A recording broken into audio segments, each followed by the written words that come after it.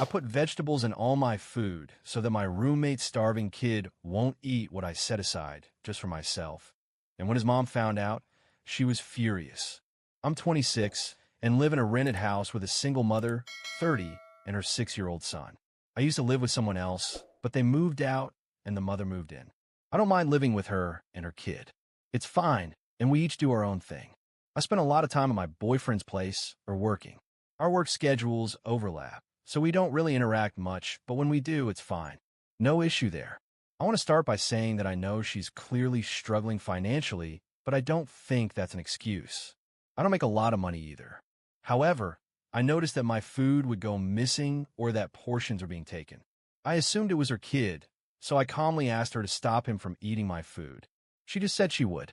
At first, it didn't really bother me, but it started getting annoying when I'd come home from work expecting to have enough leftovers for a meal, only to see that they had been picked through or were just completely gone. I kept bringing it up, and she started getting annoyed with me for mentioning it. By observing them, I realized that neither of them eats vegetables. Judging by the food that disappeared versus what remained untouched, anything green was avoided.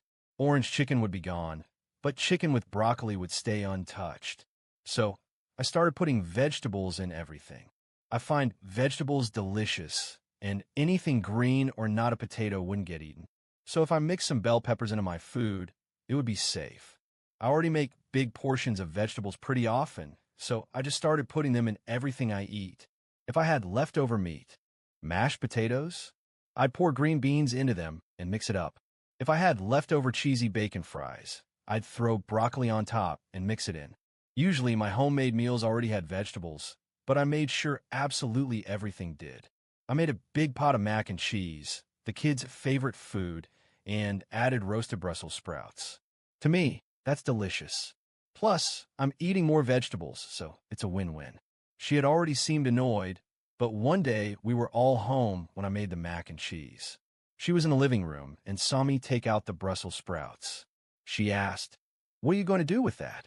And I poured them into the pot. She said I was being selfish and annoying. I just replied that I like Brussels sprouts and left it at that. Then she started complaining, saying, "We need food." So I told her to go buy some or stop spending money only on processed food because her money would stretch further. I think she sees this as some sort of revenge, but I simply want to be able to eat my own food. I also want to clarify that sharing food is not the issue. The problem is expecting food to be there and constantly finding it gone.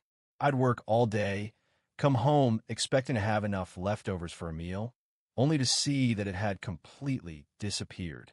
Or I'd wake up in a rush in the morning with my food ready to eat, only to find it was gone.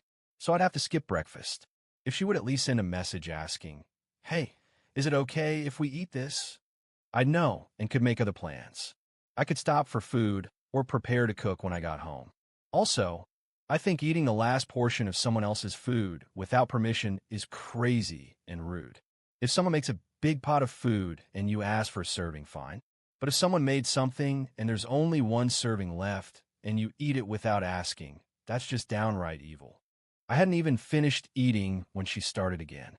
"You're being selfish. How can you not care about a child? He's hungry." I took a deep breath, feeling my irritation grow. This isn't about not caring for a child. It's about the fact that I cook my own food with ingredients I buy with my own money. If we were supposed to cook for everyone, then you should be helping too, and sometimes cooking as well. But that's not how it works, is it? She crossed her arms and looked at me like I was some kind of monster. "I don't have time. I work. I take care of him. I do my best. I work too. I have my own responsibilities. And no matter how much you try to act like the victim, at the end of the day, I'm the only one cooking and getting my food stolen." She opened her mouth to say something, but hesitated. Maybe because, deep down, she knew I was right.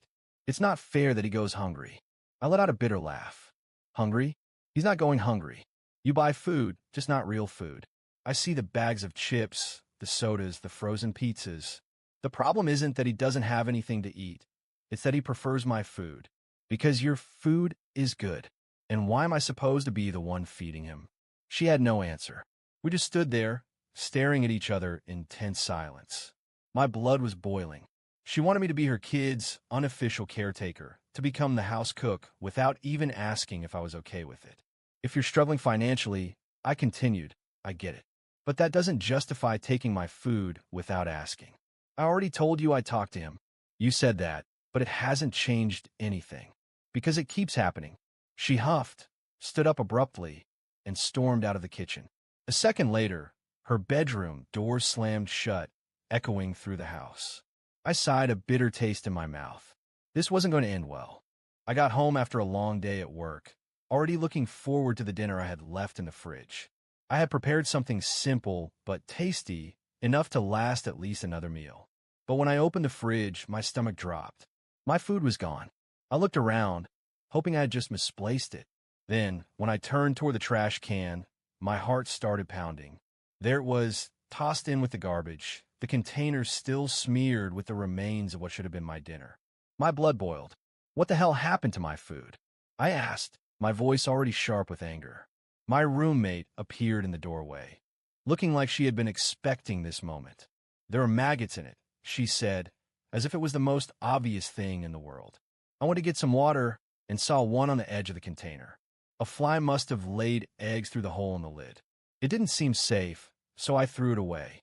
I stood there in silence for a moment. That had never happened before. Maggots? Fly eggs? Just the thought of it made me nauseous. I sighed, pushing my anger aside. Well, thanks, I guess. She nodded like she had done me a favor.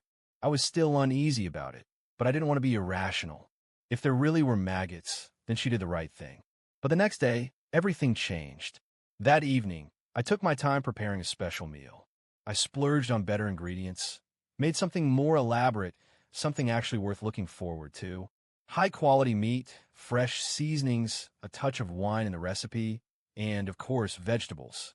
I made sure to add plenty of them, confident that this would keep anyone else from touching it. I stored everything in the fridge, feeling proud of the meal I had made. I was already looking forward to it. But when I got home that night and opened the fridge, again, my food was gone. My chest burned with rage as I opened the trash can and once again saw my container dumped inside. This time, still full. My entire dinner wasted. The delicious smell of the food mixed with the stench of garbage only made my fury worse. My hands trembled. I went straight to her room and banged on the door. No patience left. She opened it, already looking like she knew why I was there. What now? What now? I repeated, incredulous.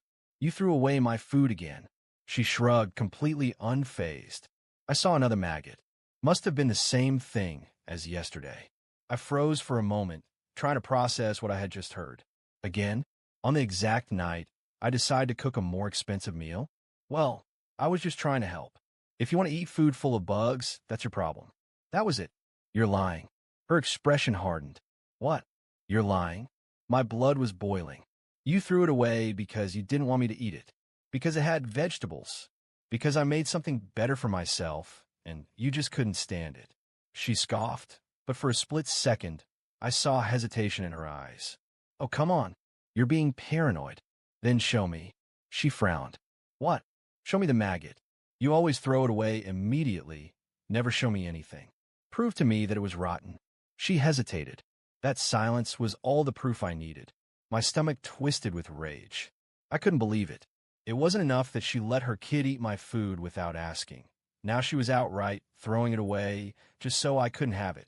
I clenched my fists, taking a deep breath to stop myself from exploding right then and there. I pay for that food. I take the time to cook, to plan my meals, so I have something decent to eat after work. And you just decide I don't get to eat? She rolled her eyes, annoyed. Stop being dramatic. Just buy something else. I stared at her, feeling my anger rise to a level I hadn't reached before. She crossed her arms, clearly thinking I wasn't going to do anything about it. But she was wrong, because this was the last straw. I couldn't look at her without feeling pure disgust. That day, after she shrugged as if she had the right to throw my food away and told me to just buy something else, I knew I was done. I wasn't going to keep living like this, playing the role of an unpaid chef for her and her kid while she acted like I owed her something. She had crossed a line. That night, I lay in bed, unable to sleep, thinking about every ridiculous thing I had put up with in that house. From the moment I first noticed my food going missing, to the excuses, the way she tried to guilt trip me, and finally the peak of it all, throwing my food in the trash without a second thought. It was obvious she wasn't going to stop. If I stayed, she'd just keep acting the same way, expecting me to roll over and accept it. But I'm not that kind of person. So, the next morning, I made my decision. Before heading to work, I stopped by the property management office to talk directly with the landlord. I knew the lease was in my name, and that she was only living there because I let her move in when my old roommate left. She had never signed anything. I explained the situation briefly, keeping it simple. I just told him that living there had become unbearable and I wanted to terminate the lease. The landlord, an older man who was all business, listened carefully and asked a few questions about notice periods and formalities. Luckily, I had enough time left on my lease to leave without any problems, so he approved my request. And then he said something that made me smile inside. If she wanted to stay, she'd have to sign a new lease and cover the rent on her own. That was all I needed to hear. With that settled, I started making plans to move out. I found a small apartment closer to work. It was a bit more expensive, but every penny was worth it to never have to deal with that parasite again. In the meantime, I acted as if nothing had changed. I didn't want her to suspect anything. But the day I started packing, she noticed. "What are you doing?" she asked, standing at my bedroom door, staring at the boxes and bags. "Packing my stuff. I'm moving out." Her expression shifted instantly. "What? What do you mean, moving out?" I kept folding my clothes, not even looking at her. "Exactly that. I'm done with this ridiculous situation, so I'm leaving." She let out a dry laugh, crossing her arms. "And you think you can just leave like that?" I finally looked at her. "I can and I will. I already spoke to the landlord. The lease was under my name, so I canceled it. If you want to stay, you'll have to sign a new contract and pay the rent yourself." The color drained from her face. "You can't do this." "I just did." She blinked, clearly trying to process what was happening. "And how do you expect me to pay this rent alone?" "Not my problem." "You're such an asshole," she yelled, furious. "You're really going to leave me here with a kid and nowhere to go? I never forced you to move in here. You came because you wanted to. What happens now is your responsibility." She huffed, rage building in her face. "This is all because of that damn food, isn't it? This is just revenge." I smirked sarcastically. "No, I'm doing this because I realize you're a freeloader. But if you want to call it revenge, be my guest." She stormed off, slamming the door behind her, muttering curses under her breath. But I didn't care anymore. Over the next few days, she tried everything. She screamed. She guilt-tripped me. She even pretended to be sorry, saying we needed to talk. But I wasn't falling for it. Then, when moving day came, she lost it completely. "You're going to regret this," she shouted as I walked out with my last box. "I swear, you'll regret it." I just chuckled. "I doubt it." She tried calling me multiple times afterward, but I blocked her. It didn't take long for reality to hit her. Without the ability to pay rent on her own, she was evicted just a few weeks later. And when I found out, I celebrated with a damn good meal. This time, without anyone to throw it in the trash. The following days were pure peace. I cooked my meals without rushing, stored leftovers in the fridge, and, surprise, they were still there when I came back. No one was touching my stuff, no one was stealing my food, no one was throwing away what was mine. For the first time in a long while, I felt like I had full control over my own home. The sense of freedom was incredible. I could cook full meals without having to hide them, buy better ingredients without worrying they'd go to waste. I even invested in some higher quality kitchen tools. I was comfortable, relaxed, living the way any person should, until the messages started. At first, I thought it was just a coincidence. I got a notification from an unknown number. "You're a monster. How could you abandon a mother and her child like that?" I frowned, deleted the message without thinking too much about it. But then another one came in. "Be a real man. A real man wouldn't let a child go without food. You selfish piece of shit." Then another, and another. Suddenly, my phone was flooded with messages, some from unknown numbers, others from fake profiles on Instagram and Facebook. Some were straight-up insults, others were guilt trips. That's when I realized they were her friends. It didn't take long for one of them to make it clear. She's living on favors now, struggling because you were so cruel and selfish. You could have been a real man and helped her until she got back on her feet. But no, you chose to be a childish little brat. I actually laughed when I read that. I grabbed my phone and typed a reply. I'm not her father, and I sure as hell am not the father of her kid. What happens to her now is not my problem. The response came almost immediately. You have no heart. Who abandons a mother and a child like that? Especially after sharing a home with them? She didn't share anything. I wrote back. She just used the space I paid for her and took advantage of the fact that I cooked. If you care so much, why don't you let her move into your place? Silence. But more messages kept coming. People I didn't even know were calling me heartless, selfish, cruel. Some were trying to give me life lessons. You may not be the father, but a real man protects those in need. Life goes in circles. One day you'll need help, and no one will be there for you. The least you could have done was keep paying rent until she got back on her feet. Pathetic. I blocked them one by one. But the best part? She finally tried reaching out herself. After being evicted, after sending her friends to harass me, she finally decided to text me. And when I read her message, I realized she genuinely believed I was responsible for fixing her problems. You ruined me. You put me in this situation. I hope you're proud of yourself. You threw me and my son onto the streets without a second thought. All for revenge. You got what you wanted, to see me at my lowest. Now tell me, are you happy? I felt a mix of irritation and amusement. I typed back calmly. All I did was leave a house where my food was being stolen and thrown away. You put yourself in this situation. I just stopped paying for your life. Good luck. Sent. Blocked. I thought the story was over when I moved out. But apparently, some people think that just because a man is living alone, he automatically has to take responsibility for a woman and her child, even when he has nothing to do with them. But I didn't care. My food was still in my fridge. My home was clean and peaceful. And finally, my life was mine alone. I thought everything was finally over. The messages had stopped. Mariana's friends had given up trying to contact me, and my life was peaceful. I cooked my meals in peace. My things stayed exactly where I left them, and no one was harassing me or trying to guilt-trip me into supporting a woman who was never my responsibility. I thought it was all behind me, but I was wrong. The worst was yet to come. It was a normal morning. I had just woken up and was making coffee when I heard knocking at the door. I wasn't expecting anyone, maybe a delivery or a neighbor. But when I opened the door, I saw a man in a suit holding a thick envelope, his face too serious for this to be good news. Are you Lucas Ramirez? He asked, his tone professional and direct. Yeah, that's me. He handed me the envelope. You are being officially served. My mind went blank. Served? What the hell? I grabbed the envelope, flipping it open with growing unease, and the moment I saw the name of the plaintiff, my stomach dropped. It was Mariana. I tore through the papers, my heart pounding as I skimmed the first few lines. Petition for emotional child support. Plaintiff, Mariana Torres. Beneficiary, Matias Torres, minor. My hands clenched the pages, shaking with anger. Mariana was suing me for child support. Her reasoning?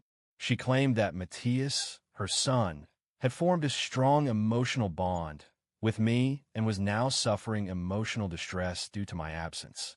That because I had been a father figure to him, I was now legally obligated to provide financial support. I felt like my brain short-circuited. This is insane, I muttered, my blood boiling. The court officer let out a tired sigh, like he had seen this situation 100 times before. I just deliver the documents, Mr. Ramirez. If you want to contest the claim, your attorney will handle it. The first hearing has already been scheduled. My head was spinning. I wanted to yell, to curse, to ask how in the world this was even possible, but I knew the guy was just doing his job. I took the papers and shut the door without another word. I dropped onto the couch, flipping through the pages again and again, trying to make sense of the insanity in front of me. Yes, I had lived in the same house as the kid, but that never meant I was his father. I never acted like a stepdad, never took on any responsibility for him. I cooked for myself, and he ate because his mother let him. And now, because of that, I was supposed to pay child support? The more I read, the angrier I got. Mariana was claiming that Matias had been emotionally damaged since I left, that he asked about me, that he felt abandoned, that I had assumed a paternal role in the home, and, therefore, had a legal duty to continue providing for him. This was absolute insanity. The worst part? As ridiculous as it sounded, these types of cases existed. I had heard stories of judges ruling in favor of women in emotional child support cases, forcing men to pay for kids that weren't even biologically theirs, simply because they had spent time with them. My mind was in shock. I never wanted to be involved with this woman.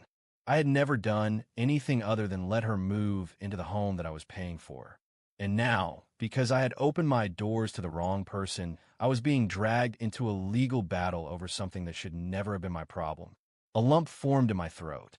A mix of rage, frustration, and disbelief hit me all at once.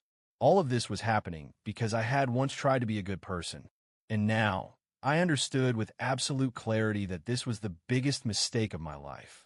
The day of the hearing arrived faster than I expected. I knew the system often favored mothers, and I was sure Mariana had already prepared to play the victim. I could already picture her walking into the courtroom with that helpless, pitiful demeanor, using her son as the central piece in the play she had staged. And that's exactly what happened. When I entered the courtroom, I saw Mariana sitting next to her lawyer. She was dressed modestly, slouching slightly, as if she were the most miserable person in the world. A perfect actress. On the other side, I sat next to my lawyer, trying to remain calm. But as soon as I looked forward and saw Matthias, her son, everything became clear. The kid looked coached. He glanced at me with uncertainty, as if trying to remember what he was supposed to say. The judge presiding over the case was Judge Camila Rodriguez, and judging by her sharp, no-nonsense expression, I could tell she wasn't easily swayed by emotional theatrics. The hearing began. Mariana's lawyer stood up and started with his argument. He twisted the whole story, painting me as a father figure in Matthias's life, claiming that my sudden departure had left the child emotionally devastated, and that I had a moral and financial obligation to continue supporting him. But the part that made me angriest was when he stated that I took care of and fed the boy, as if I had willingly taken on the role of his provider. I almost laughed at the audacity. After his long and overly dramatic speech, Mariana spoke. Her voice was heavy with emotion, her eyes slightly watery, and she held her son's hand as if shielding him from some great villainy. Matthias asks about his daddy every night. He misses him. Your Honor, my child is suffering, and I just want justice for him. Daddy, she was really pushing this narrative.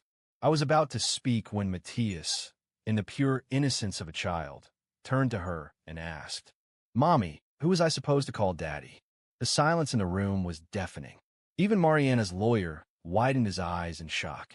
Mariana turned pale. The judge, who had been patiently listening up until that moment, tilted her head and raised an eyebrow. Ms. Mariana, care to explain that? Mariana let out a nervous laugh, trying to downplay it.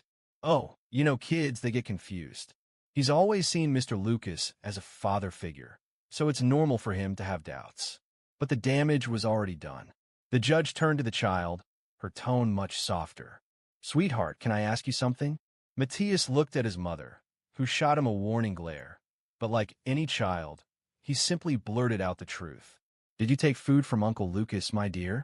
Mariana squeezed his arm, but Matthias, without understanding what was happening, innocently answered. Yes. Mommy always told me to because his food was yummy. Mariana completely froze. I saw my lawyer struggling not to laugh, and the judge leaned forward with interest. Ms. Mariana, do you have anything to say about that? Mariana tried to argue, shaking her head. That's just a child talking, Your Honor. He doesn't understand what he's saying. The judge held up her hand, cutting her off. Mr. Lucas, how long did you live with Ms. Mariana? Less than a year, Your Honor. The judge's eyes widened slightly. Less than a year? And Ms. Mariana believes that's enough time to establish a parental bond that warrants financial support? Mariana's lawyer, sensing that the case was crumbling, tried to intervene. Your Honor, the length of time doesn't necessarily negate the emotional impact on the child. But the judge raised a hand, silencing him. Yes, it does. We're not talking about a stepfather who raised a child for years. We were talking about a man who simply shared a living space with Ms. Mariana for a short period, without any legal or emotional obligation toward Matthias. She turned toward Mariana, her expression now completely stern. From what I've gathered today, you not only allowed but encouraged your child to take advantage of Mr. Lucas's food, despite him having no responsibility toward him. And now, you come to this court attempting to extort money from him? Mariana opened her mouth, but nothing came out. The judge shuffled the documents in front of her and sighed. This is a complete waste of the court's time. She turned toward me. Mr. Lucas, you are completely cleared of this claim. The ruling is in your favor. For a moment, I felt like a massive weight had been lifted off my shoulders. I had won, but then the judge did something no one expected. She turned toward Mariana and picked up another document. Considering the clear attempt to manipulate the legal system and waste this court's time, along with the fact that Mr. Lucas had to spend money and resources to defend himself against this baseless claim, I am issuing a fine against Ms. Mariana. Mariana's eyes nearly popped out of her head. What? You will compensate Mr. Lucas for emotional distress and cover all legal fees. The impact was immediate. Her lawyer tried to appeal, but the judge ignored him. Mariana burst into tears, but the judge wasn't moved in the slightest. Case dismissed. The relief that washed over me was overwhelming. Mariana stormed out of the courtroom in tears, but I didn't feel a shred of pity. From that day forward, she never tried to approach me again, never attempted to contact me. And after everything that happened, I walked away with one invaluable lesson. Never open your doors to someone who doesn't deserve them. I've never been the type of person to hold grudges. I've always tried to move on, let bad experiences go, and learn from them. But this experience was a real test of my patience and sanity. Sometimes I think about how everything started so simply. When Mariana moved into the house, I had no big expectations. I didn't think she would be a problem. I assumed she'd be like any other roommate, someone who paid her share, respected the space, and minded her own life. How naive I was. Little by little, she started crossing boundaries, taking advantage of the situation, acting like what was mine also belonged to her, and worse, like her child was entitled to what I had worked for. And this is where many people fail to see how ridiculous this situation was. Just because you have a child doesn't mean the world owes you something. But some mothers believe it does. They think everyone around them should revolve around their child. That just because they gave birth, their kid is now some little prince or princess that we all must cater to, feed, support, and sacrifice for. But that's not how life works. I'm not a father. Never have been. Never wanted to be. And yet, they try to force me into that role, as if I were obligated to take on a responsibility I never signed up for. What infuriates me the most is how Mariana even tried to manipulate her own son to get money from me. I'll never forget the exact moment Matthias, in his pure childhood innocence, asked, "Mommy, who was I supposed to call Daddy?" That was the moment it all fell apart for her. The moment it became crystal clear that she had coached her own child to lie, to put on an act in court, all to milk money from me. What kind of person does that? A self-centered one. A woman who thinks that just because she decided to have a child, the entire world should revolve around her and that child. But the truth is the world doesn't owe anyone anything. If you choose to have a kid, it's your responsibility to raise them, provide for them, educate them, and protect them. Not mine. Not society's. Not some random guy who shared a house with you for a few months. That's the lesson Mariana never understood. The ironic part? If she had been even a half-decent person, maybe I would have helped her out at some point. Not financially, but maybe with a favor here and there like any roommate would. But she chose manipulation, guilt-tripping, and exploitation. And in the end, she paid the price. And me? How'd I end up after all this? At first, I was furious. I couldn't believe that I almost got forced to pay for a child that wasn't mine, that barely spent time with me, all because someone tried to twist the law in their favor. But then came relief. Relief that I won, that I walked away unscathed, that for once, justice actually worked. Mariana tried to play me, tried to drag me into something that was never my problem, and she failed miserably. Today, my life is more peaceful than ever. My fridge stays full, and no one takes my food without permission. My home stays clean, and no one treats it like a free shelter. I go to work, come home, and I no longer have to deal with arguments, guilt trips, or ridiculous messages from people who think the world owes them something just because they had kids. And you know what? I've never felt better. If there's one thing I learned from all of this, it's that no one can force you to take on a responsibility that isn't yours. And I will never let anyone try again. The end.